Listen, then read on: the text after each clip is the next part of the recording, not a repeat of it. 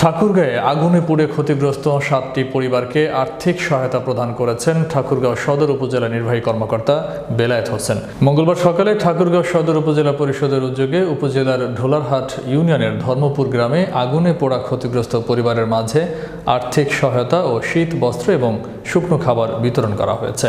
ঠাকুরগাঁও সদর উপজেলা নির্বাহী কর্মকর্তা বেলায়েত হোসেনের নেতৃত্বে সময় উপস্থিত ছিলেন ঠাকুরগাঁও সদর উপজেলা প্রকল্প বাস্তবায়ন অফিসার জাহাঙ্গীর আলম, ২১ নং ঢোলারহাট ইউনিয়ন পরিষদ চেয়ারম্যান অখিল চন্দ্র রায় সহ আরও অনেকে।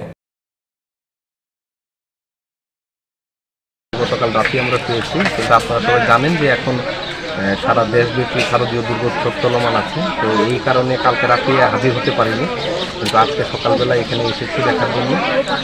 খুবই মর্মান্তিক দৃশ্য, মানুষজনের বাড়িঘর পুড়ে গেছে, বাড়িঘরের ভিতরে যা কিছু ছিল সব কিছু পুড়ে গেছে। মোট কথা যে বাড়িতে আগুন লেগেছে এই ভদ্রলোকটি নিঃস্ব হয়ে গেছে।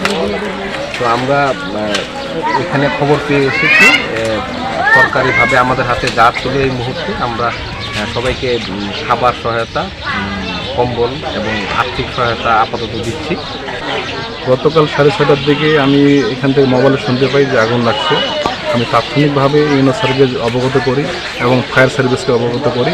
সাথে সাথে ফায়ার সার্ভিস আসেন এবং আগুনটা নিভাতে সক্ষম হন। এরা খুব নিডি মানুষ, খুব গরিব মানুষ, দিনে আসে দিনে কাজ খায়। এদের সম্পূর্ণ নিঃস্ব হয়েছে। এই জন্য আমি খুব মর্মাহত। আমার ইউনিয়নের পক্ষ থেকে ওনাদেরকে সমবেদনা জানাই।